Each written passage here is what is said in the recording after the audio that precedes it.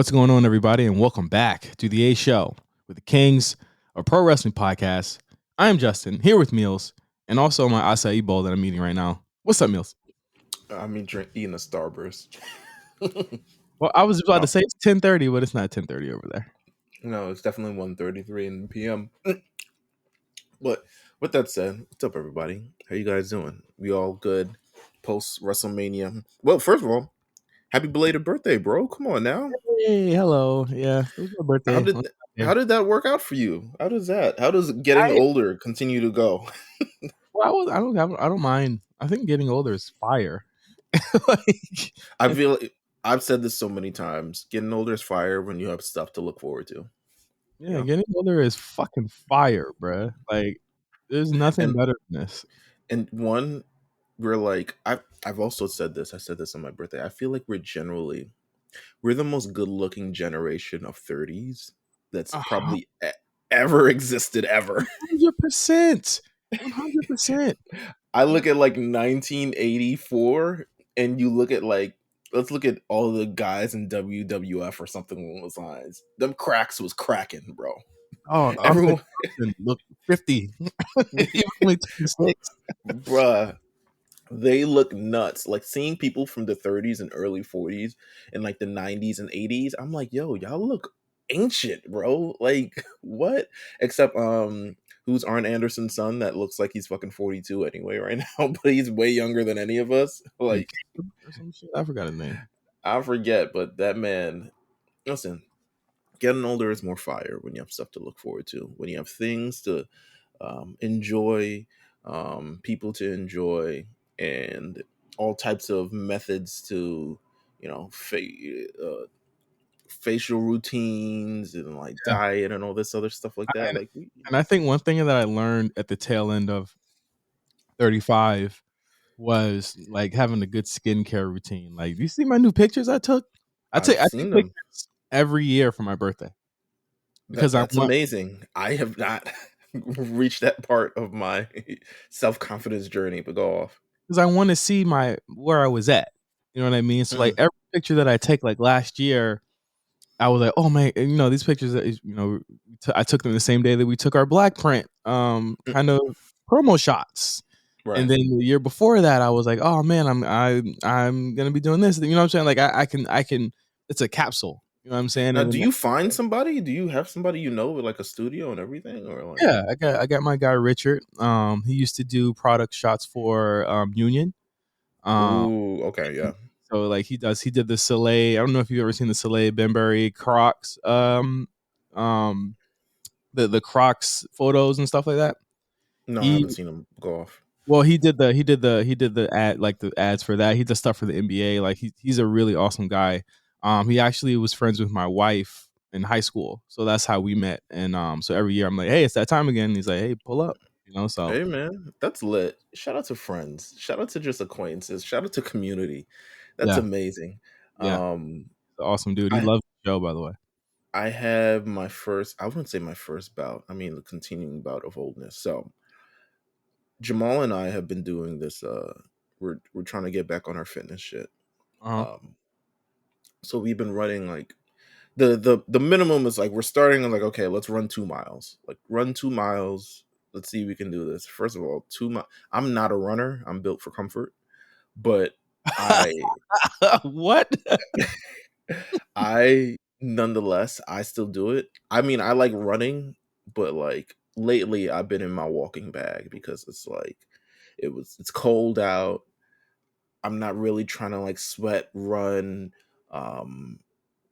White people run in shorts. If it's cold, that's the furthest thing that I'm doing. I'm in a full big puffer jacket walking down the street if I'm walking.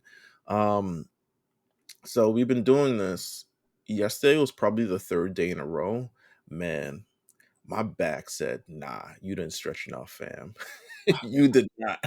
I got to out, and I was making such a good pace, which is why this shit sucks so bad. Like I was probably going to beat whatever shit I had the day before. And then my back was like, nah, you ain't stretching enough, fam. And it completely like went out on me like Yeesh. probably 1.25 miles in. So I Yeah. had to walk the rest 3/4 miles, and it was like one of my slowest times ever. I was like, damn. Meanwhile, Jamal, he's still in his 20s and shit. He's just cruising, bruising, That's I mean, losing me. yeah, we're all gonna slow down. He's gonna slow down Yeah. too. Yeah, I mean, Yeah. looking at his Easter picture, he looked like he slowed down years ago. He had a fucking looked like a candy striper. My man came in the Chris Brown poppin' fit.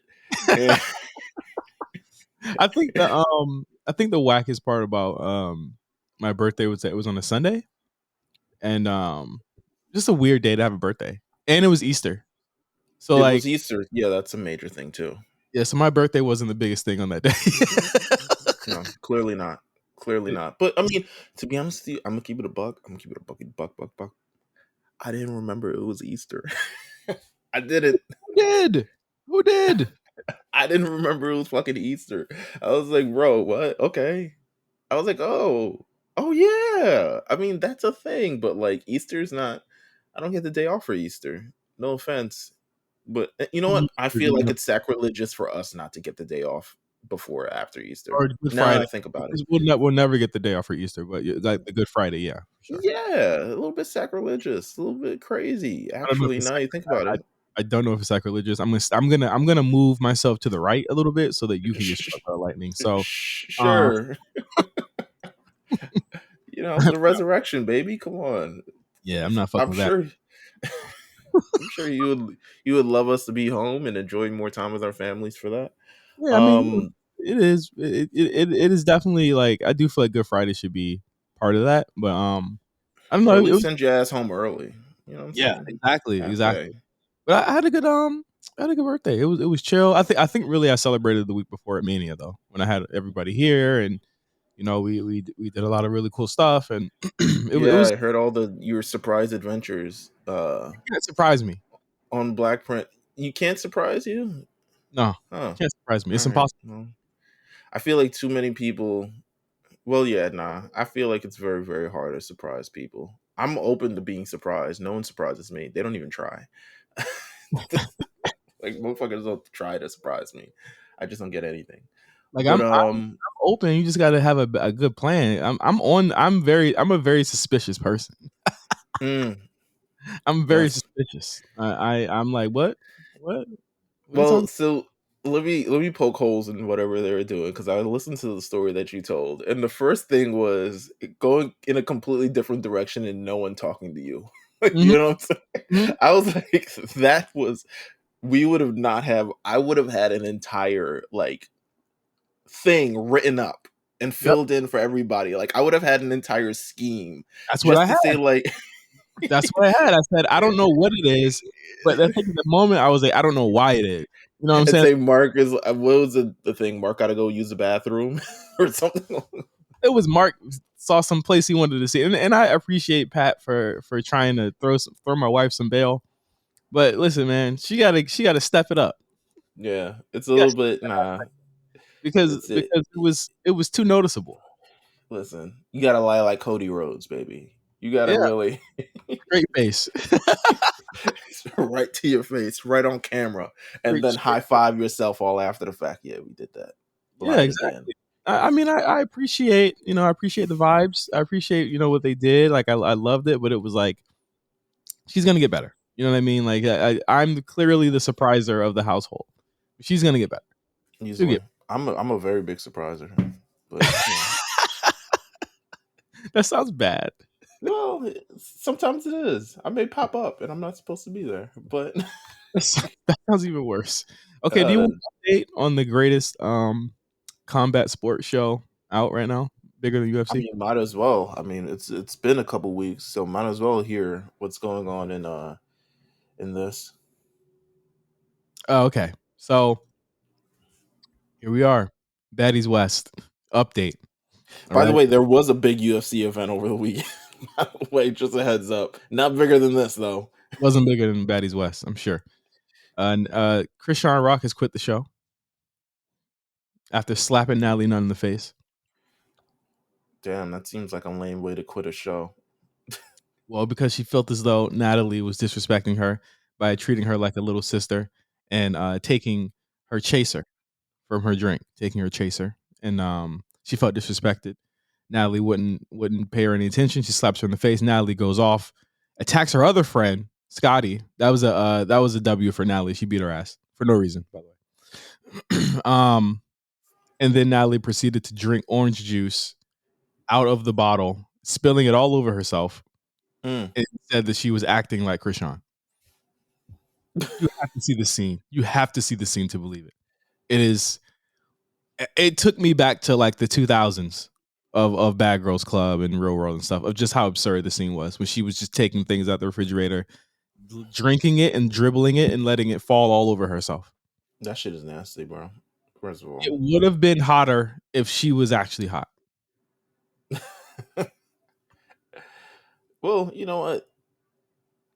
These ladies built for impact. You know what I'm saying? Like, they're, but that's a listen, man. Krishan not on the show. That's a major hit. You know what I'm saying? Um, hopefully she joins the actual UFC at this point. I mean, it seems like they let anybody in at this point. Yeah, I mean, there wasn't a big fight, but next week's episode, I would advise anyone to just drop the 5, pay the 5, get Zeus. It is the Bay Area Brawl episode. Tommy and Stunner Girl. Stunner Girl, if you have not heard of her, she was someone who allegedly kidnapped someone and locked them inside of a dog cage for weeks. They get, yeah,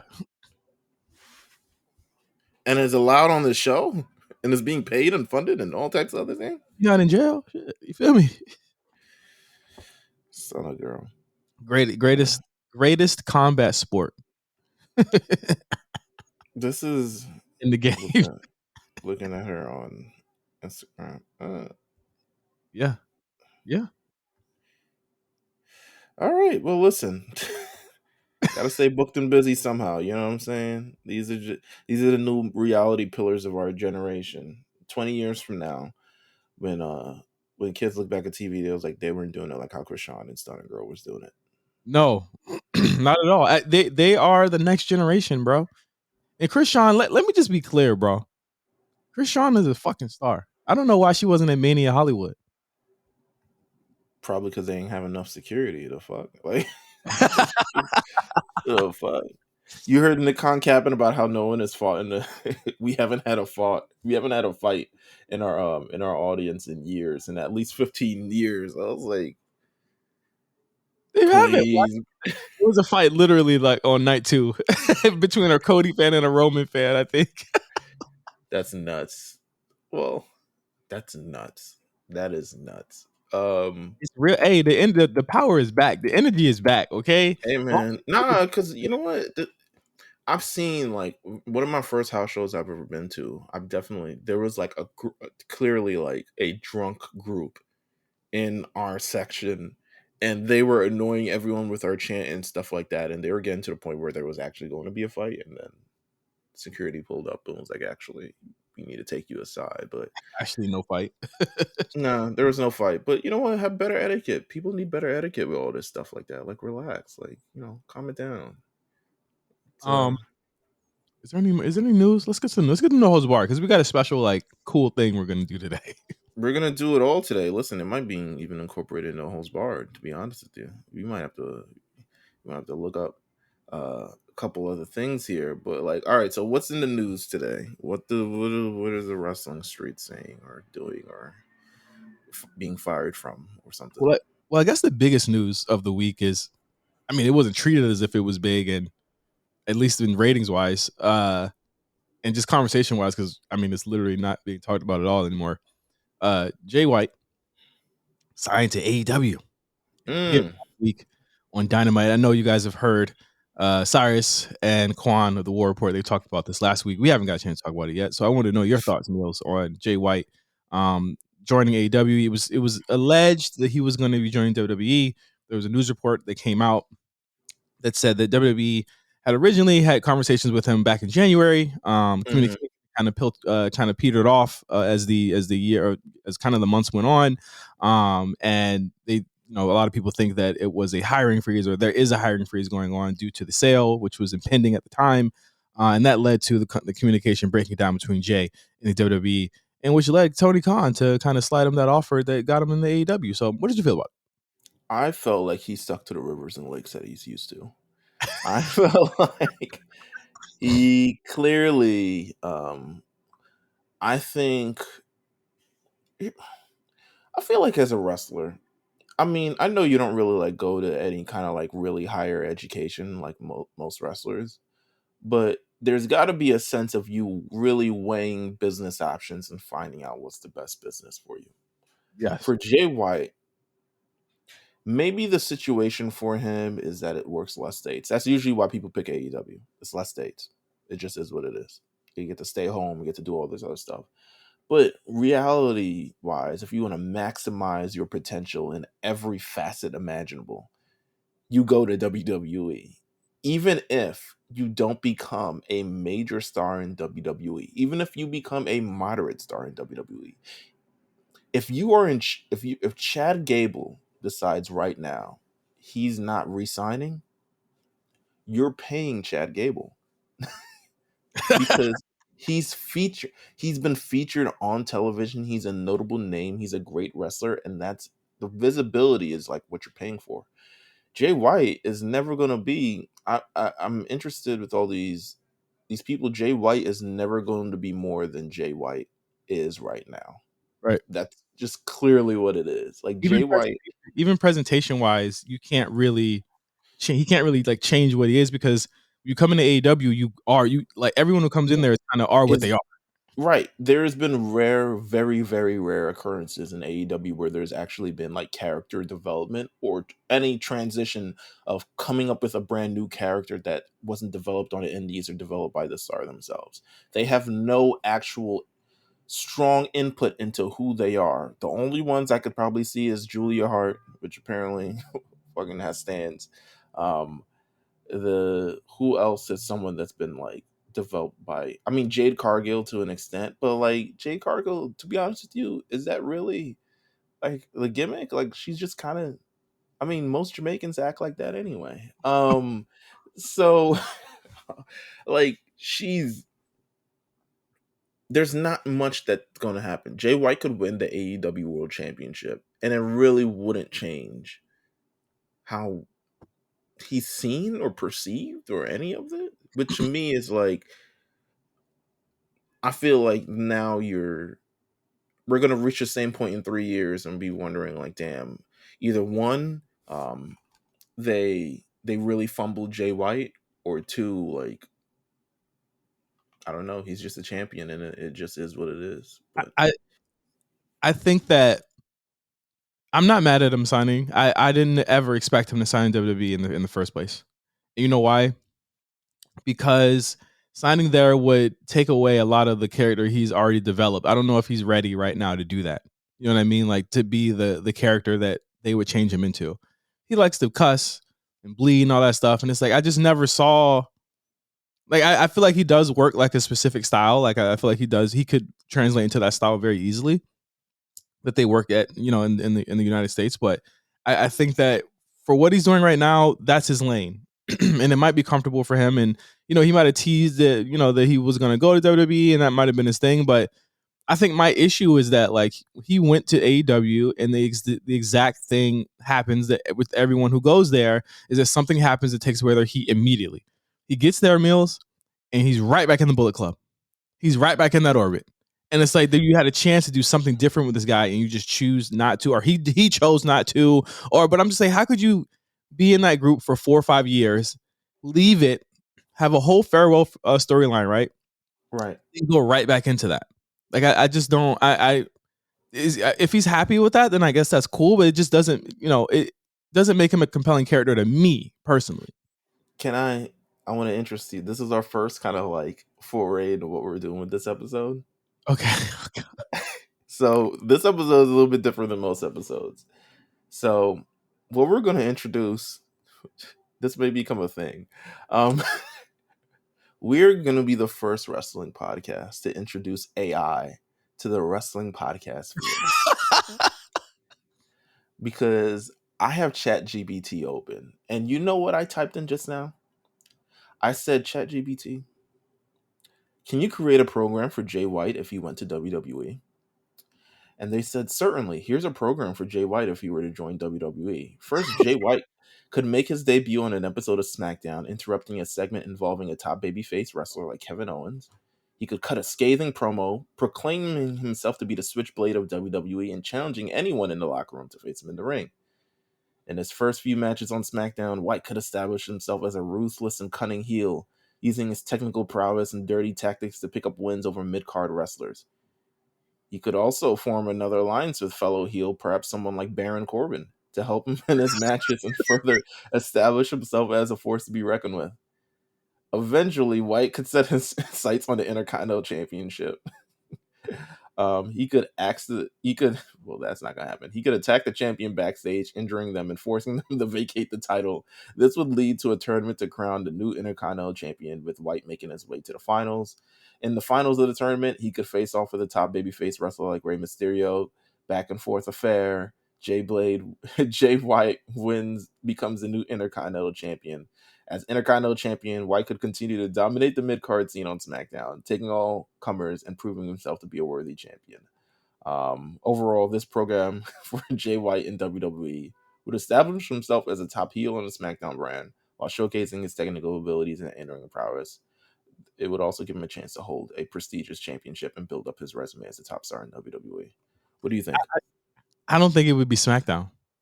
There's just Well, the heel game on SmackDown is just way, way, way too heavy right now. I think it's either Roman or bust on SmackDown, or Usos or Solo or bust on that.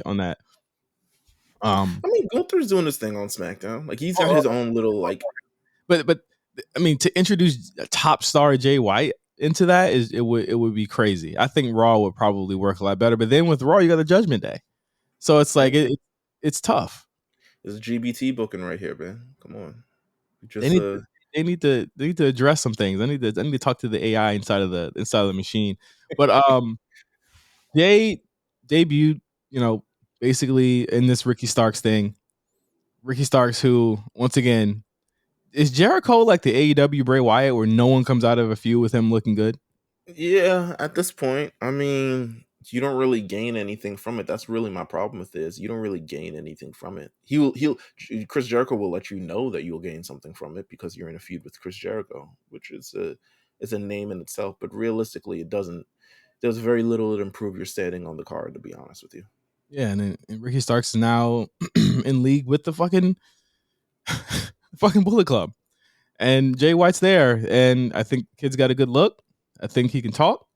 I think that he looks cool, and he's got everything. He passes the airport test in a lot of ways, but I think that again, once you lump yourself in that group, I think that severely hurts you. Like I really do. I think that like just looking at what that company is, like you can lie to yourself all you want. There's only maybe 5 stars in that company. I don't know if Jay breaks through to that. At least Jay's bigger than Adam Cole. I mean, yes. Yes, what's your feelings on Adam Cole since he came back? You have been the one that created the tweet about Adam Cole. What do you feel about him since he came back? He had a comeback match, and then he didn't have a match the next week. It's nice. It's not as sad as it was before, I'll tell you that. But he's too much of a regular white guy as a face. Like he's too like friendly. Like he walks backstage and he was like, excuse me, Renee. Like he's got manners and shit. Like it don't hit the same. Not to say that he has to be a heel, but he definitely still needs a little bit of an edge. Like there needs to be something that kind of like propels him. And I think honestly, they don't really have a program for him. Nor did it seem like they're looking towards one. I think he's probably gonna be in, considering Double or Nothing, probably in I don't know if you want to put him in a casino battle royal or ladder match, or I don't know what the gimmick for Double or Nothing is. Jericho. But I'm assuming he's gonna be in whatever match that is. Oh my but god. yeah, I don't know. Do you do Oh yeah, he is doing Jericho. I completely Yeah, forgot. but I'm like, do you do like MJF versus Adam Cole? Not right now. That's a bunch of work shoots. Are niggas ready for that? But see, here's the thing: Adam Cole's not edgy enough. Like I think MJF would like hurt him on the mic severely. Well, you But remember the also, I don't know. Karrion Cross thing was. Yeah, but that's carrying Cross. You got a lot more built in. Like MJF is not carrying Cross. That's true. No offense, it's like it's not like a thing about him, but he's like clearly carrying Cross has no All right, relax. retort All to right, that. you No, going no, through. no. He has no retort to that. Like he's not the quick witted, spicy mic wrestler Yeah, that MJF is. yeah, because he got hands. You feel me? That's There you why. go. Sometimes Carrying, you. listen, man, carrying Cross Coven. You feel me? We here. Ah. All right, all right, all right. What else is on the news docket? All right, sorry. More re-signings and signings. Logan Paul read up his deal with the WWE, multi-year deal for Logan. I figured this. I even after the Seth match, I was like, there's no way, even if it was the last match, I was like, there's no way that he's walking out of SoFi tonight without a contract in his hands Mm-hmm. to go look at when he goes home. Like, that's just really what it is. I think I think that it's worth it. I think that this partnership has paid in dividends. I hope they play this a lot better than they've played the Ronda thing and making Logan an actual kind of attraction, right? Where it Mm-hmm. was whereas with Ronda, maybe for all intents and purposes, I feel as though Ronda wanted to be on TV weekly, so I'm not even going to knock her for that. But I hope that they make him a real attraction for years to come here, because I do think that he does elicit a sense of kind of like emotion from the crowd. Like I saw that in person in Dallas and in SoFi 2 weeks ago, and I would just wonder who was going to give this guy his first dub, because I mean for the year that he's been in, all he's been doing is taking L's. Well, actually, no, he beat Miz, didn't he? He did beat Miz, unfortunately. Did they? But also he tag teamed with Miz and he beat the Mysterio. So come on, man. Yeah, he Um, needs to get a real dub. he's gonna. It would be great, actually. You know, it would be great if he was in the King of the Ring tournament. I think that would be fire. That would be really cool, because then he'd be able to go to Saudi, right? And that would be Yeah, the plan for him too. Yeah, that would be cool. I you think that. could you could do a thing where maybe someone gets injured and he gets put in like real, like what they did with Shane McMahon for that Best Wrestler of the Year, Jazz. Um, Best wrestler in the where world. Yeah, best wrestler in the world. So you could slot him in that way. Not really a big like. You don't really want him to go through SmackDown and Raw for every tournament, but you can kind of slot him in a way that's like, oh, okay, he's a shit heel, but he managed to win King of the Ring, King Logan, I like it. I do. Miz Uh, booking. more writing, signing news, kind of odd news. Bandito said that he said, "I like to go to WWE at one point, at some point in my life." He Hey just signed man, AEW. Where is he, by the way? I don't know, bro. I don't follow this shit. You watch it every week, nigga. I did not watch it last week. I actually forgot to DVR it, and then what happened? I just wasn't into it. At this point, it was too late, and I was like, nah. But I feel him. You know what I'm saying? Express your interest to go to WWE. I want money too. I want money too. That's where it's at. You probably look at the sign and was like, Don't you think it's a I'm little good. odd that it's like it hasn't even been like a week, or not a week, but 2 months since he signed to AEW, and he's already saying this? He got it all figured out. Okay, He's like, listen, I'm gonna do this here. I'm gonna chill here. I mean, he ain't got the 5 year contract. That's not what's gonna happen. There's no way it's Tony Khan sign him to a 5 year deal. Um, he's like, I got max maybe 2 or 3. I'm on the Andrade deal. Andrade bargained my. he said that WWE, when they took him to the performance center, they gave him a Camaro to drive for the week he was there. Listen, come on, man. The money difference. Who else doing it? A Camaro, man. Good lord. All right. Well, I listen, would I not have like trusted stuff like in that that. Camaro. I said, nigga, I seen what you did, what you do in the ring. I'm not trusting you in the car. That's a sexy car, though. All right. Well, listen. At some point, we'd all love to go to WWE. Yeah, we would. I'm just surprised he said it out loud. But you know what? He's the realest one. He's the realest one about it. Maybe he's the realest one out of all of us. The Cody news that continues to divide the community of legends inside WWE and out. I just want to give like a quick show of what a lot of people have said. Jeff Jarrett says that he thinks that they may have missed an opportunity. Kurt Angle is worried that Roman may be champion for too long and people lose interest. Meanwhile, on the other end of it, Medusa said that she feels as though it's one of the best angles that they've ever done, and she feels as though this could actually end up making a lot of change. Not change, but like a lot of like people happy with the ending of it. People are continuing to have this conversation as the storyline has kind of built throughout the past 2 weeks. We got Cody's response to what happened last week, which we'll talk about on Raw a little bit later.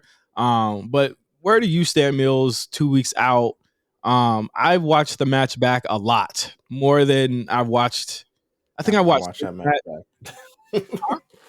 I have not watched that match back. I have not watched WrestleMania back, by the way. Okay. That's fine. I'm just asking you how you feel about it 2 weeks out. I'm just saying what I did. I'm not asking you. Okay. I I'm watched. just bringing it up. You know what I'm saying? You bragging about it. I mean, like you brag it like no one even said anything. You bragging about it, but I watched it back a couple times. I love the match still. I think that it's the little things for me that kind of put the match over the top for me. I think in terms of like main events, finish notwithstanding, wherever you stand on it, you got to say it's one of the best worked main events they've done in years. Like just in terms yeah. of just how great that fucking match was. It felt like a main event. I said this too, and I think I said this too. I was like, yeah, I think I said it last week. I was like, yeah, Cody probably won't be hotter than he was, but I don't see him never being this hot. And I still feel that way, and you still see it, and you still see how popular he is. I'm willing to let this play out, and I like the way they really followed up on last week, this week too, and we'll talk about that later. But 2 weeks out, where are you kind of standing at, Meelz? Are you still kind of letting it play out, or are you still kind of standing with what you said last week? Ask ChatGPT what would be the best way to book Roman Reigns versus Cody Rhodes. I'm asking you. Which says, as an AI language model, I don't have the ability to book matches or events. However, if you are looking for a hypothetical scenario in which Roman Reigns would face Cody Rhodes in a wrestling match, it would depend on a variety of factors, such as storyline development, fan interest, and the schedule and availability of both wrestlers. All right, clearly ChatGPT is... has no clue. That's why I asked you. All right, well, I'm indifferent about it because we've kind of moved on. Like I probably would say if I had to pick still the winner, do I feel different any about like me wanting Cody to win and actually winning? Not really. I think Cody should have won. But I don't necessarily like there's nothing I can do at this point. So I don't really feel any wish way about it. But I think Cody winning in this moment, I think a lot of people talk about the story and the lack thereof of the story or the lack thereof of things going through. The story was definitely there. The story isn't necessarily just built from um just last April to this April. I think the story kind of goes throughout his entire career, and then it's also the story with his family, which is the thing that we were kind of like tying to. And now it's interesting now because But it's also the thing that they're not talking about anymore. that's what I'm saying. They're not even talking about it anymore. So now it's like, which I thought that. Here's my thing. I thought that was very whack. I'm not speaking about you.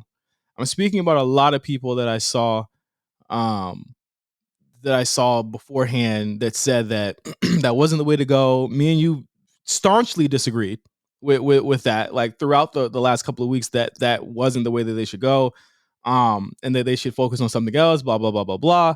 I I think that was the perfect way to go because it was a generational story, and I think that once you take that out, though, you are left with him, and we'll talk about that more on Raw. But I just wanted to get your thoughts, just because this is still something that I feel like it's wrong in a lot of ways, Meelz, that people are using that finish to now claim that the show was not good or both shows were not good.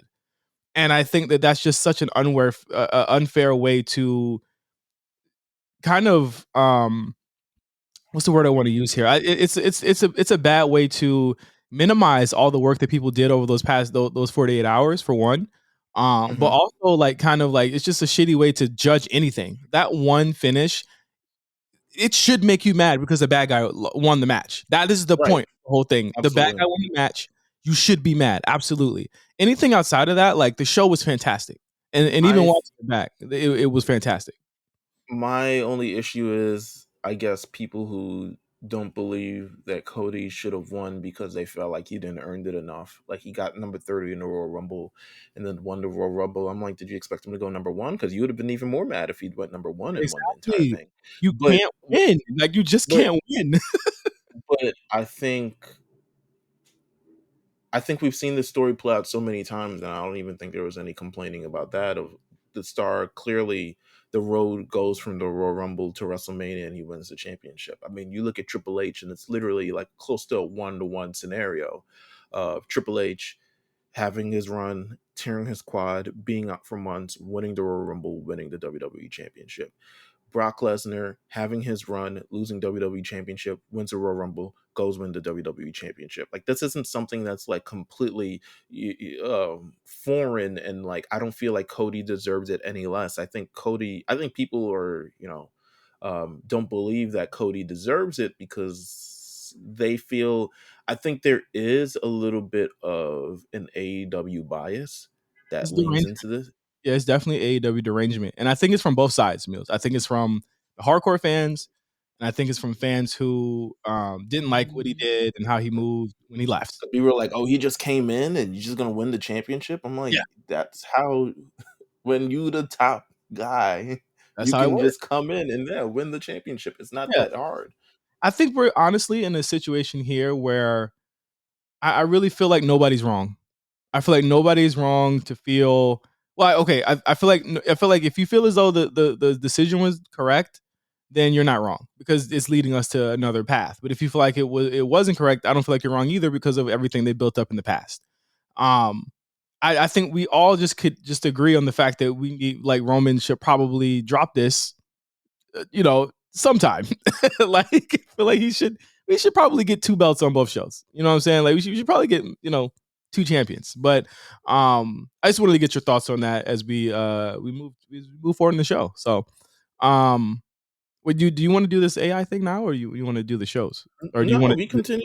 The AI thing is going to be part of the entire experience, man. It's a when we come across maybe a bump in the road, or maybe I have a question that I need to ask.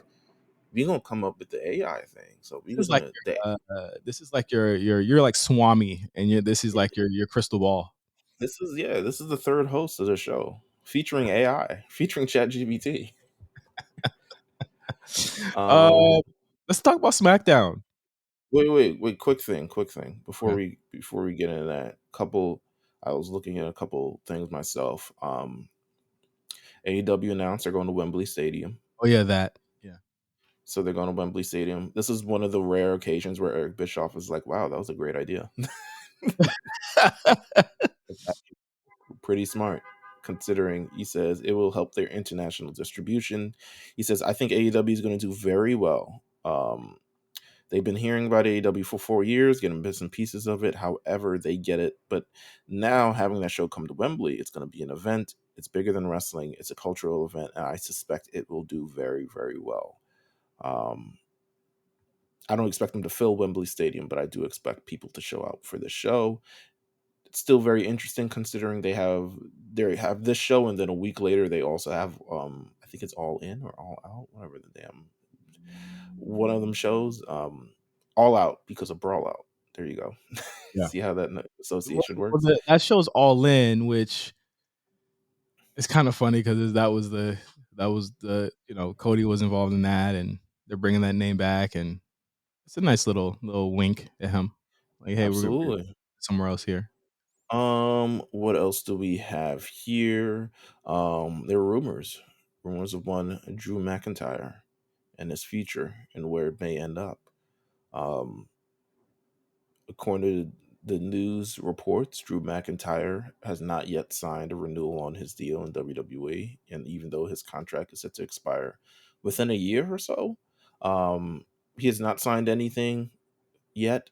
Um, he was currently actually a number of days ago pulled off of television for. Did they ever confirm the reasons of why he was pulled off?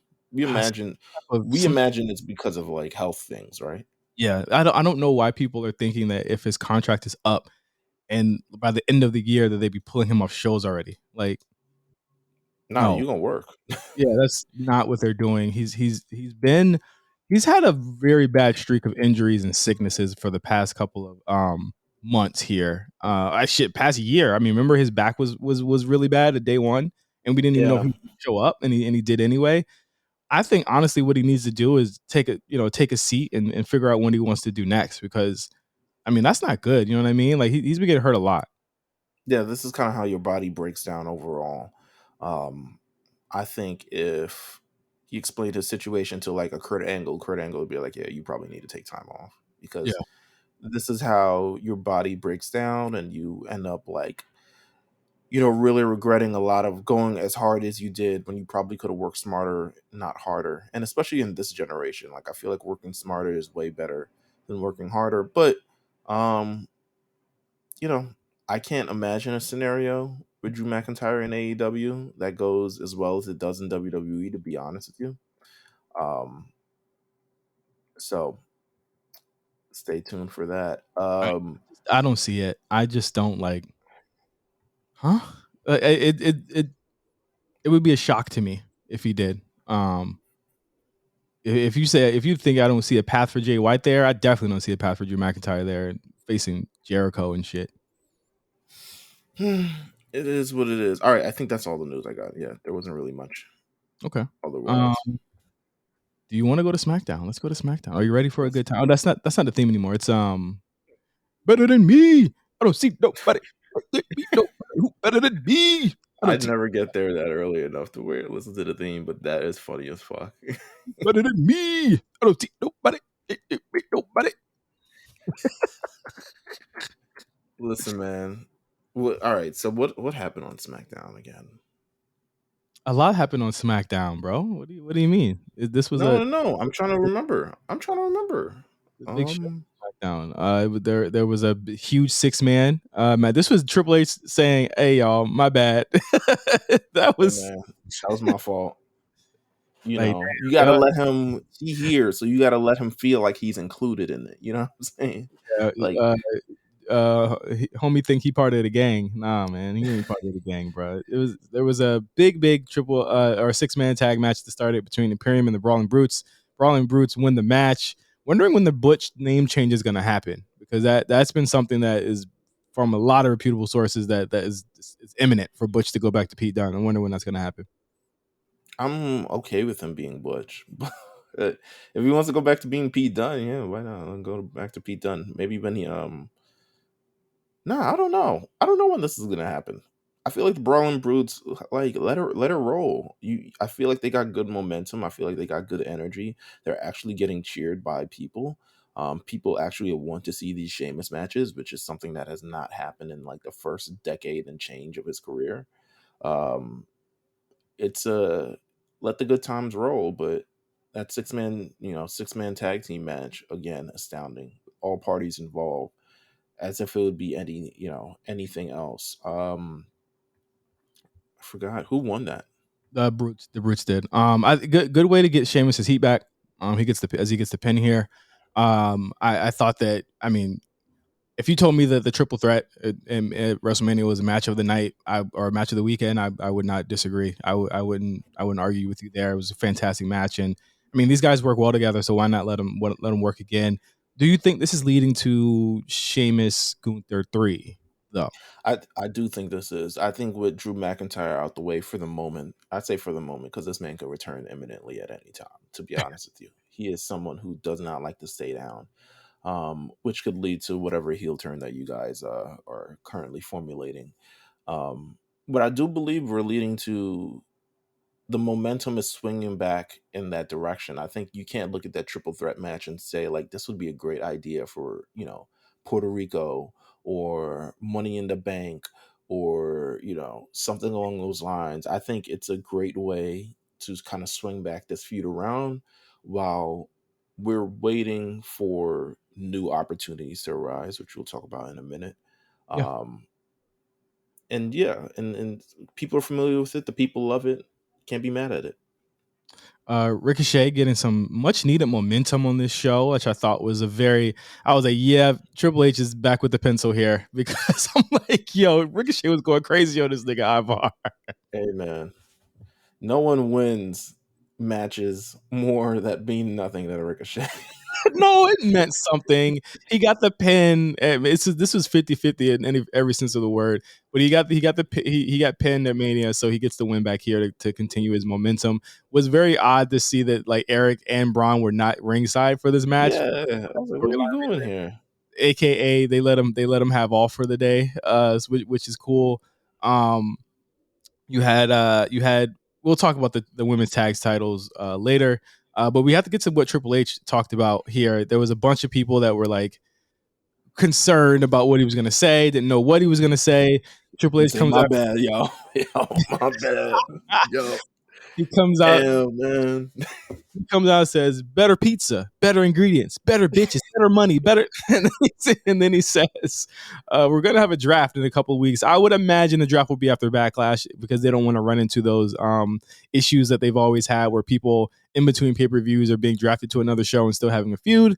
So I'm expecting a lot of blow-offs at WrestleMania Backlash, other than like the top acts here, that being the Bloodline and the Cody stuff with Brock. So." What do you think about the draft? What do you think he means when he says it's going to be the biggest draft ever? In NXT. Gotta I be mean, right. there's nothing else. But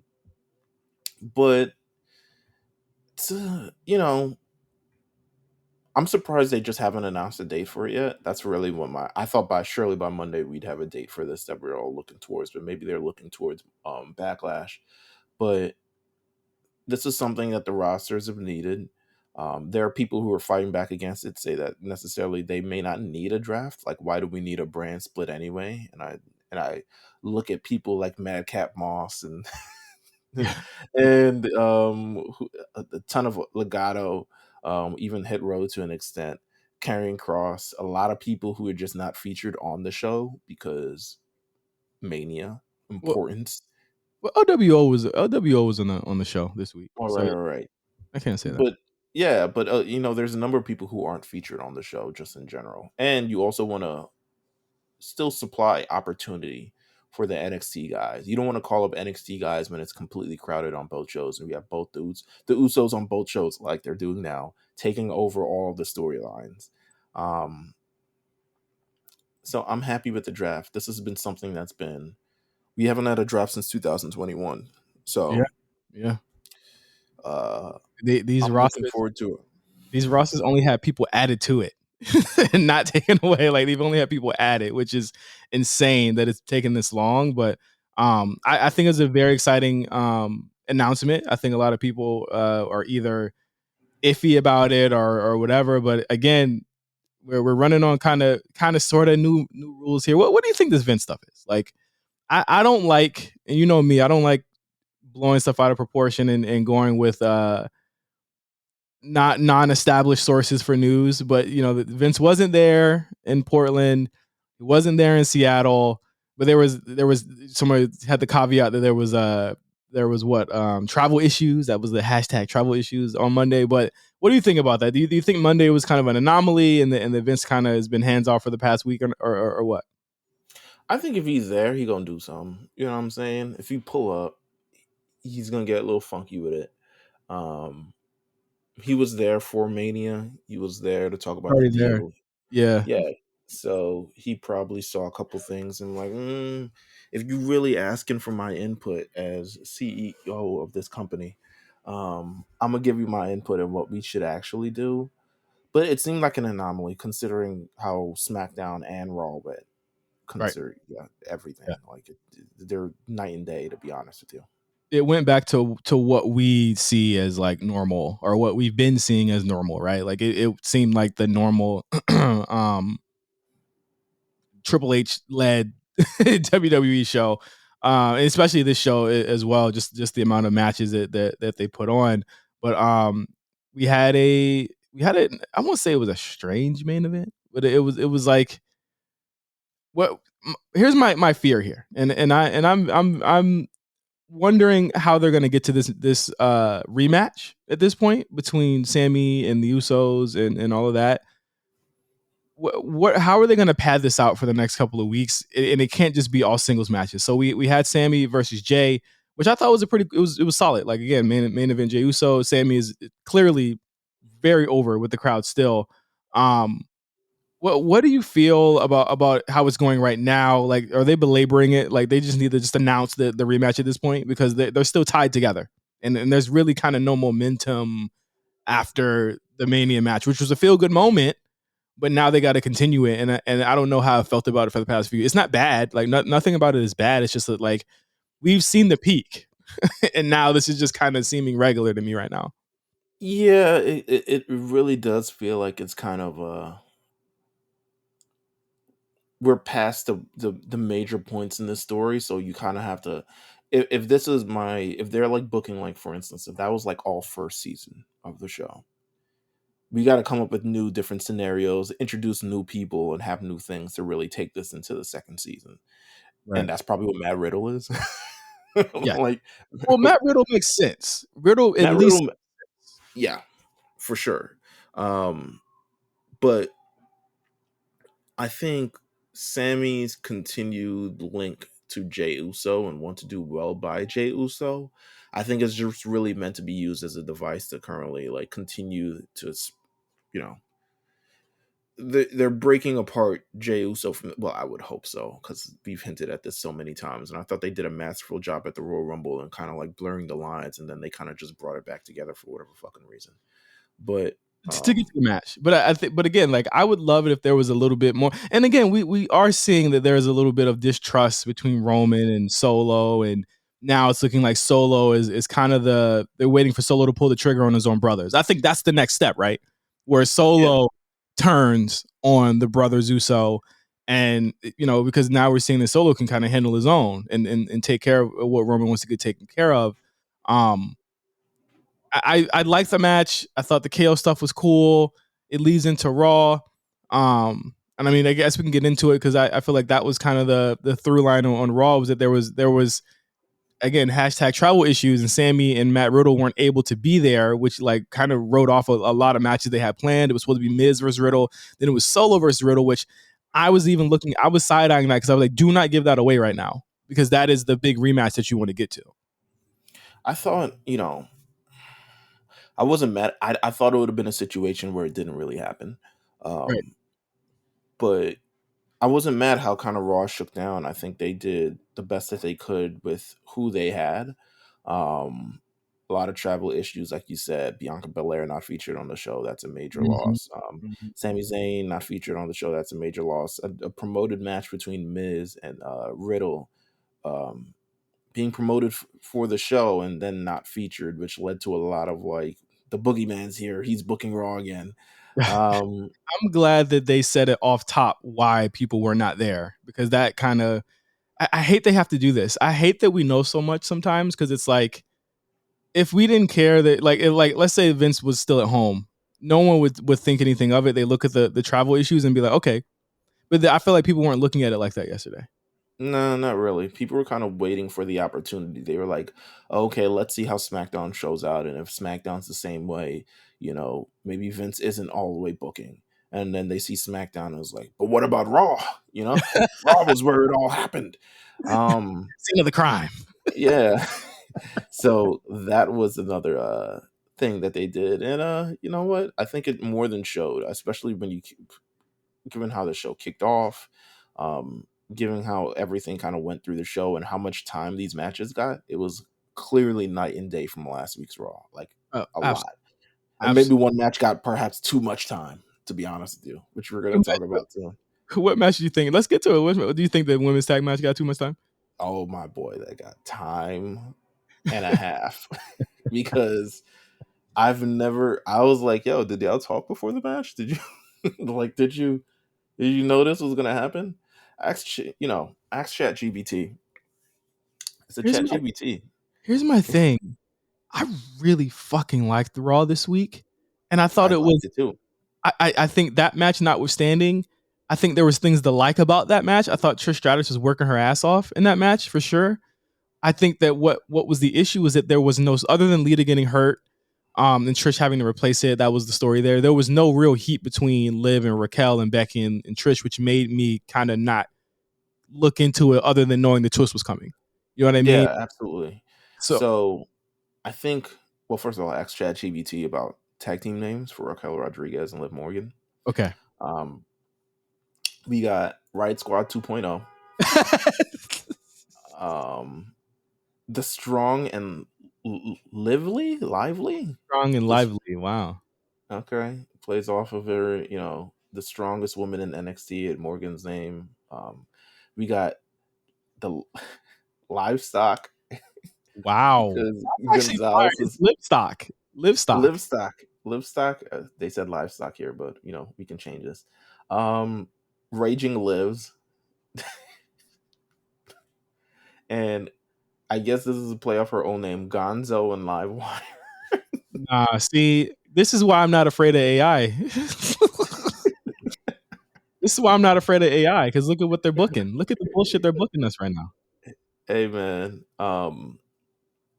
this match between this women's tag team championship match, it probably went a step further than it probably should, and there was a lot of moving parts. But I think I was very surprised they were committed long enough for us not to think there was going to be a turn during the match. Because Yes. clearly, I felt like there were so many opportunities for it to happen. Trish Stratus could have jumped off the thing. She could have got her head split open. There were so many other things. Lita's attack backstage was so weird to me because it didn't really look like an attack. I thought she was having like a heat An flash aneurysm or something. or a migraine. A migraine. She hit the Peter Griffin. Ah! She was like, "Where am I?" He looked like, remember Uh, Travis Scott had to apologize to people, and then he kept like yeah, his face. That's what she was doing. it Liv screaming her ass off. I'm like, "What are you screaming at?" She looks fine, to be honest with you. So strange. Um, Um, but the effort was there in the match. Don't get me wrong. The effort was there. There was just a lot of like missed points, slow points, weird points. a lot of Um, commercials too. yeah, a lot of commercials. Raquel Rodriguez and Liv Morgan win the women's championship. I mean, I don't know what this means. Can't really mean much to me. They're probably just waiting for Ronda and Yes. Shayna to get better. You have a built-in story there with Liv and Ronda. So I say you go there with that. Um, to me, I mean you have Ronda who you have Liv who beat Ronda for the title. You have Ronda who beat Liv for the title. I think that having them go against each other, maybe they can get as extreme as they wanted to with this program. But the post match, right? So Trish gets rolled up, loses the match. She's like, "Damn, can't believe I lost that match." And like Becky's like, "Damn, I can't believe I lost the match, but It's it's cool. okay. It's Yeah, cool. it's cool. Come on, come on." And Trish was like, "Nah, man, Trish Stratus. I'm like 7 times women champion. I'm not supposed to be losing this match." Becky's like, "Nah, bro, it's all like I don't give a fuck." Like realistically, Yeah, I'm that's fine. I like Liv. That's cool. yeah, the best gals won, and there's some rocking gals. I'm sure she said something like that. Rockin' gals. Um, She did say that. She said rockin' gals. ChatGPT said she said that. Yeah. And then Trish turns on her poorly. I don't think it was as vicious enough, to be honest with you. She tripped and hit her in the back, and I was like, Yeah. that was strange. But Mm. I don't. What did she say to her? Did you catch what she said to her? No, no. It was almost as if Trish forgot how to wrestling works, like how to perform on television. I'm like, yo, you got to say it loud enough. You got to make sure the cameras are there. You got to say it loud enough so the cameras pick it up. We're just seeing all this like inaudible. She could have been mouthing the songs to. I don't know. She To hit me, the. it just felt. She said, "Whoa," and then To walked me, away. it felt. I'm not from this current run. I'm not really confident in Trish Stratus heel run, but maybe this is what she's really been waiting for and has really not been putting effort in anything else, to I be didn't honest. trust her for the exact reason that like her biggest kind of stories have come from her being heel. So like I was like, she would want to come back and be heel now that like it's wide open for her to be that, and Becky is the perfect baby face to do that and keep her out of the way of other baby faces who are trying to get over right now. You know, so like she's not clogging up the. And here's the thing, like everyone's always saying, Becky's doing this, she's doing that. I'm like, okay, she's firmly out of the way of everybody. So get over. You know what I'm saying? Like y'all got it. Y'all better get over it by the time she gets back, because it's going to be her and Bianca again. I liked it though. I like it. It gives Becky something to do for the summertime. We are a lot more clear on what the fuck's going to happen in the next couple of months Well, than it's we were like. interesting to see. Well, it's interesting to see if they keep this program here because there is a draft coming up. You know what I'm saying? Like, there's a lot of places like either Bianca or Becky got to go, but they both can't stay on the same brand anymore. No, yeah, I believe I think Bianca's probably on the way out. If you're not planning on moving the Judgment Day to SmackDown, or if you are, one of them have to go. I think the Street Yeah. Profits definitely need to go, and that's why I think Bianca's out the way. Okay. Speaking of women in Trouble in Paradise, Judgment Day, Damage Control. I like this too. I think this is, they're not overstaying their welcome. You have some clear delineation between where they are and what they want. They EO and Dakota, they want to be on top too. They're like, yo, Bailey, how many times you got to help you lose? Hey Like, man, Io's gotta know her role. Like, she's my wife. Bailey brought them back from the brink of whatever the fuck they were in. she was already hired, bruh. She was already hired. She was unhappy and she wanted to go. That's what I heard. Yeah. Dakota Kai was clearly unemployed. Bailey brought them back into the fold. And now, after WrestleMania, Io Sky is like, yo, why are you getting all the championship matches and opportunities? She practically said, you lost 4 fucking times. Give it up. That's what Io Sky basically said. Yeah. Is she wrong? She's not wrong, but you gotta know we know your role in this entire thing, man. Like, you know, I said it on Twitter last night. I was like, listen, Michael Bivins isn't gonna say he wants to sing lead out of nowhere. He's going to say whatever the fuck he says. Oh, baby, it's wet, or something along the line. Can't stop the rain. What? You're not singing the lead. You're not singing the lead of Can't Stop. Can You Stand the Rain? You're not. That's just not where you are. You know. Io Sky, talented as hell, but it's Damage Control. Like, you're moving as a group here. So I don't know. Bailey allows maybe a little bit too much freedom in her group, too much freedom of expression. You saw her sitting there during the match as Io Sky was pulling off Rey Mysterio shit. Going crazy. She was snapping. She was like, damn, you ain't never do that. You ain't never do that for me, nigga. You ain't do that Mania, nigga. You trying real hard now, huh? Like, damn, we never see you beat me Chin and Piper Niven this way before. Regularly beat them both at the same time. The claps was crazy. Bailey with the claps was crazy. I was like, all right, man. The claps are insane, bro. Like, she hated crazy from the sidelines, dog. Like, come on, man. Like, that shit. What did you feel about the Bailey's gonna retire shit? Were people like being too crazy about that? Yeah, but I also feel like I don't know. It's weird. You clearly see the narrative surrounding you, and then you also don't stop in to kind of like get in the front of it. Not that you're obligated to, but if you see something running amok, people are like leaning in towards that shit. Don't be like, I love Bailey. Don't be sad like FTR is. FTR shit was the saddest shit I've ever seen. Trying to drum up attention for themselves, knowing no one cares about them anyway. And then they stay in the company that no one cared if they were in anyway. So. Oh my god. At the top of the show, we got Rey Mysterio versus Finn Balor, which That's when I continued. knew Triple H was back. Yeah. When Finn was getting his heat back. Yeah, they came back with staple free. You know what I'm saying? Good Can you match. can we talk about how important Rey Mysterio is on this roster in 2023? He is a top guy. One of the best promos that they have. Let's call Yeah, it spade. One of the best promos that they have. Still gets reactions, and Raw, SmackDown, he does them all. I'm interested in every single thing that he does. I'm interested in And everything he's doing. and now the LWO thing just makes it even more cooler.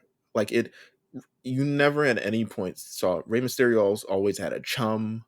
He always Yeah, had a partner, some guy he high fived with, but he never actually had a stable to himself. And seeing the LWO come up, and LWO is doing numbers, man. Like that shirt, that shirt is flying. That shirt ain't staying on the shelves, you know. yeah. I thought that the building to the potential tag match. I don't know if it'll be. I still feel like it should be Bunny and Damien, and then you have Dom and Finn versus LWO and Ray at some point. So that's my pie in the sky booking. I feel like that'd be strong. You cannot buy a large and extra large in this shirt on .com. This is nuts. Yeah, it's popping. LWO is popping. That's why I said I feel like Legato are going to be their name isn't even Legato anymore. No, it's LWO, baby. They said, They're cut that not. shit out. Yeah, they said, nah, we got something better for you, Playboy. See, a lesser man, who says Bebe wouldn't have been able to take that. He would have quit. Bobby Lashley versus Bronson Reed. Good Lord. Big meaty men. This was Love the fire. meats. Yeah, this was Bobby is probably like, I could do this. I could rock with this. You know? Yeah. They go in strong style in this thing. You saw how Bronson Reed came off the top rope with that flying whatever the fuck it was. Yeah. Fucking fire. They said, Nah, oh, it it's was a press. I said, good. no, it wasn't, but it was fire. It was a flying pillow, nigga. Yeah. No winner here, as we're probably gonna get this again. I think you give an opportunity for Bobby to look like a monster and Bronson to look like a monster. Who Bronson also undefeated as of right now, Hey and man, you're looking for that shoe to drop on who's going to defeat him, whether it's Bobby or someone else. You give Bobby something to do. This guy couldn't even get the hurt lock on him, which made it an even cooler type of story here, where he could not get the hurt lock on him. And I thought this match, it worked for me. I thought they both looked great here. I thought they looked amazing. I thought it was a great back and forth. Best use of both guys on the show. Bobby helping put a new talent over. Possibly even maybe taking an L. Who knows? I mean, I wouldn't count on it because it's Bobby. It's Bobby Yeah, Lashley. Bobby Lashley don't take no damn L's. unless you're Roman Reigns, you don't ever lose. Yeah, man. But we got something here. We got something. I like it. And Yeah. also, old guard versus new guard is a cool story to do with him. It's never been done before. It reminded me of the old Umaga matches. This did. Ooh, yeah. Triple H was like, "Yo, just wait a week, nigga. I got you. I got you." Cody Rhodes promo comes out banged up. He says, in his Easter suit. he says usually he has one thing to talk about, but after last week, things are more complicated. He says he lost at WrestleMania and he's sorry. He said he lost to Roman Reigns. And he had people talking about what happened. Again, he was referencing, again, very meta, referencing what people have been saying about it since. He said that one thing that came from Paul Heyman, he said he had to earn another shot. And he said he doesn't have to earn it because he is it. And which is a great line. The crowd popped for that. And then he said another thing was Brock Lesnar. He said the question why Brock did what he did. He said it doesn't matter.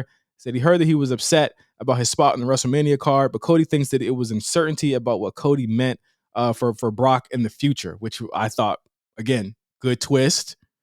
I like the story being told here. He talks about Lesnar's accolades, kind of fumbles over his words a little bit, says, is he scared of him? He says, yes, I'm scared, but I still want to fight him. He says he wants Lesnar to look in the mirror and see that he is not the predator anymore, but he is the prey. He says at WrestleMania Backlash, he wants to fight Brock Lesnar. Really good stuff here from Cody. I think he went about 10 minutes here. I don't even think he was supposed to say WrestleMania Backlash, but Cody's just that much of a company guy where he remembers the IP from last year. And he says, nah, I'm in that.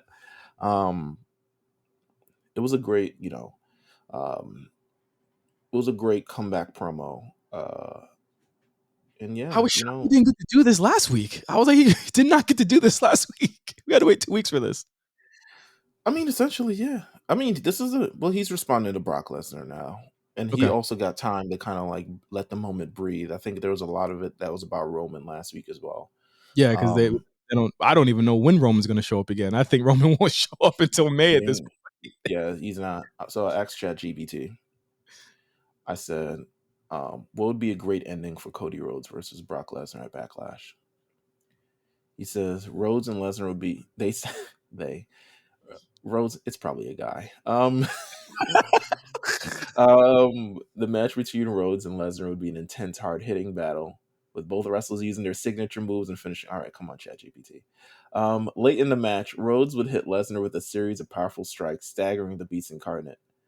Rhodes would then climb up to the top rope and attempt a high-risk move, perhaps a moonsault. This is very on brand. Yeah. However, Lesnar would counter by catching Rhodes in midair and hitting him with the F5. Lesnar would then go for the pin, but at the last moment, Rhodes would then kick out. The crowd would erupt in excitement as Rhodes slowly makes his way back to his feet, refusing to stay down. In the end, Rhodes would manage to hit Lesnar with his finishing maneuver at the Crossroads and get the pinfall victory. The crowd would go wild as Rhodes celebrates his hard-earned victory over one of the most dominant wrestlers in WWE history. Huh? I have been Lesnar's going to be on the show next week, by the way. Yes. And to respond to Cody, I've been of the mind that I feel like Cody should lose this match, and I think because they need to take it to Saudi, and I think that's a perfect match for Saudi. You could still technically get there if Cody does win, but then you'd have to have Brock. Brock ain't winning twice he not losing twice in a row. So I would do Cody losing at Backlash in Puerto Rico, winning at Saudi, and then entering Money in the Bank, or them having the rubber match at Money in the Bank in the UK. That's what I would do. That's what I would. I would probably say, well, I feel like is Brock Lesnar working on all these damn pay-per-views? I think he worked like the past like 3-4 pay-per. This is like the longest stretch of Brock Lesnar's fucking career. I think he would. The bag different is more different than it was in 2018 for sure. I think the bag is different. And he always works Saudi. That's why I think he'd work Saudi. I think I can definitely see that this match not ending with Cody Rhodes winning at Backlash, but then also Cody Rhodes just lost. But we've seen that he can lose on the biggest stage of them all and not lose momentum, and that's why I think he'd be okay. I think people would still like. And the thing is, he was screwed out of it. I think if you have Brock screw him out of this one, you could still have a story there. I just don't think there's things you can do to make Cody not popular right now. Yeah, and the thing is also like funny finishes with Brock don't hit the same as it is. You can't really like you kick Brock in the junk. People aren't really buying it. People start booing because it's not really what they wanted out of a Brock match. But I don't know. We'll talk about it. We'll talk about it as the story progresses. Yeah, man. But it was a great promo from Cody. Usos versus Alpha Academy. They're really, really hammering home that the Usos have lost a step, and I do not believe it. It was a regular Usos match. Oh nah, this was fucking fire. This was amazing. It was good. Like they were selling the fact that like again the Usos were in danger of the Alpha Academy, even if we knew against Otis. Please. Against all of that, but again, Otis. He did the worm again. I think here what you got to do, and I guess we can lead into the KO Solo thing, where once again Solo gets a win, gets his heat back from 2 weeks ago. I think you got to do the rematch in Puerto Rico. I think the Usos have to be outcasted. I think they have to be excommunicado from their bloodline. I think they officially have to go. Yeah. There's no way that I see them getting these titles back. There's no way that I think they as a team would even want them backstage those titles back right now. Right. I thought that the final segment was hot. I thought that again, they're doing the right things. I'm just wondering what the next peak will be and how that will work out.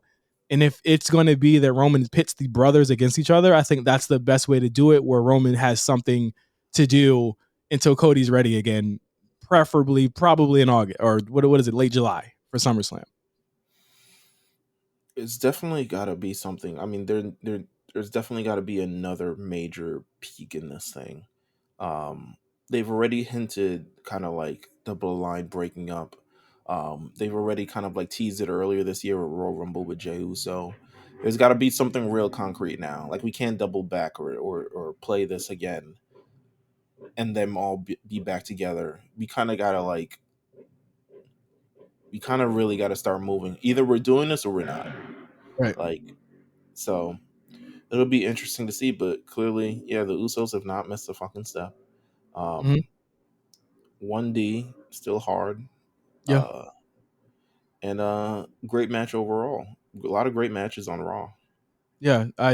Great show, great bounce back, great rebound from last week. Hope they can keep Did the you momentum. watch the main event?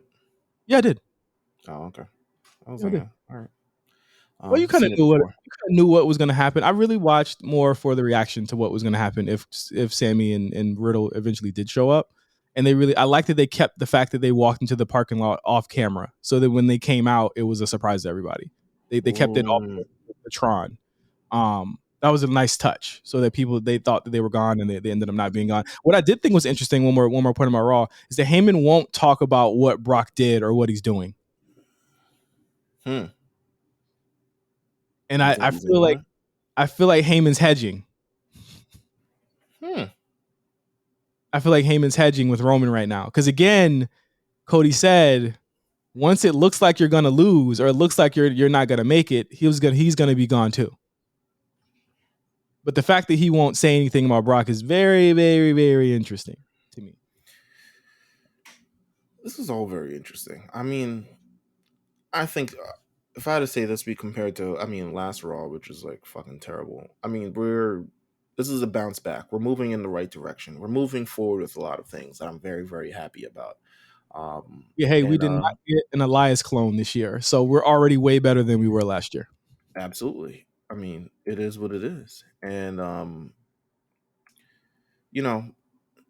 I think we're heading in the right direction. Progress and moving in the right direction is all I needed. That's what I wanted from last week's Raw. And it looked like everyone was still kind of rusty or moving in the boots. But we got a draft coming up. We got storylines moving. Any final words about you've had a lot in our Discord. You talking about NXT a lot. What do you feel about the current landscape in NXT? Especially, how about this? Who do you feel like needs to be called up? As far as current landscape, I've never been lower on the show. I'm going to be honest. I've never been lower on the show than I have been after last week. I think at the top, the Braun Mello stuff is not working for me as I thought it would, and I was one of the main people excited for it. I thought they, like I said last week, disappointed. I'm going to throw the indie stuff some bail after seeing what happened last week with her, the return of Cora Jade, all that stuff. I'm going to throw it some bail. I feel like there's a slow story that they're telling there, and I don't like the way that they've started it, but I think I like the second part of it, or not the second part, but that part last week. I don't know what the hell they're doing with the men. I think as far as call ups, I mean, you kind of gridlocked two of the women there to the tag team titles. So like, I don't think that Alba Fire is leaving anytime soon. Yeah. But a lot of the women need to go. I think Wendy Chu needs to go. I feel like Roxanne probably has a couple more months there to be fair. Cameron Grimes has been missing in action, bro. I think he's out. I think he's gone too. I think he's going to get a rebrand. I mean, have you seen his body? Have you seen what he looks like now? He looks amazing. He looks like fucking jacked. He looks like he's on the gas. Like I think he's out of there. All he's had to do for the last several months is fucking work out because he ain't doing shit else. He needs to come back with the Good Brothers and AJ. I feel like AJ needs to come back as a heel. I think people have forgotten about AJ Styles. I think the best way to get him back, since Nakamura is returning this week, I feel like you go back to Nakamura versus AJ Styles. I think that is a fire ass feud you could go for.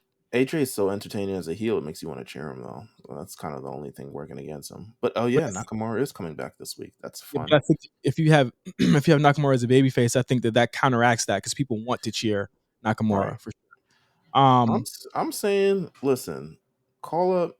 I'm ready for. I don't know about the rest of the people in Chase U. I'm ready for Andre Chase. I'm ready. Um, I'm ready for Cameron Grimes. My dark horse pick is Roxanne. I really don't think she has anything else to do on this fucking show anymore. She lost the title. She doesn't seem to be figured in any kind of like major thing. Michael Sotomore already whooped her ass. She's hit every benchmark that you can as a talent. Whereas they would have probably called up Mandy, they can call up Roxanne now. And since Bailey's getting rid of her damage control, I'm sure that's a good dance partner for her in the future. Mm-hmm. Um, they're probably going to call up what's Jinder Mahal's jams Please God, Veer. in this year. Yeah. Oh God, we don't need them. We don't need them. They need to call up. They need to call up the Brutus and Julius. Here's my thing: is that if they come up, Meelz, some people are gonna have to go on the main roster. Some people are gonna have to get let go. I think that's on the way. To be honest with you, and no NXT. Like if stuff isn't working, I think people are gonna start getting cut pretty soon. I mean, 'tis the season, as they would say. Very morbid, but still very, very real. Yeah, Um, but but yeah, I mean, I've never been lower on it. I'm hoping this week is good. I think they fridged Tiffany Stratton too. I feel like it's like, yo, she was being looked at as kind of like that next star, and then you put a fucking ladder match around her. You know what I mean? I'm just like, if it's either you're gonna do it or you're not gonna do it. You know what I mean? I'm like, you have to pull the trigger on someone. You have to go with somebody, and you just won't do it. If you're gonna go with Mello, you have to do some changes with him. He can't just be fucking slaying. You know what I mean? Like he has to have matches too. You know what I mean? Like again, like I've lost the patience with them, to be honest. I hear you. All right. Well, listen, draft coming up in a couple of weeks. I'm sure we'll have more draft oriented questions and things coming up. Um, but yeah, that's been the show, man. Yeah, it is. Thank you guys for listening. Great week for wrestling. I think even with like a lack of news, I want to thank ChatGPT for helping us this week. That's our special guest. Hey, there you go. Might be back. Who Is it knows? GPT or GP? GPT. Okay, there you go. Thanks ChatGPT for all of your interesting ideas. Thank you, Meelz, for joining the show. Uh, as if you're a fucking guest. Hey, man. Thanks for being with me. I appreciate it nonetheless. I appreciate Exactly. you being here too. And we'll see you guys next week with more of the latest and greatest in pro wrestling on the A Show. Peace.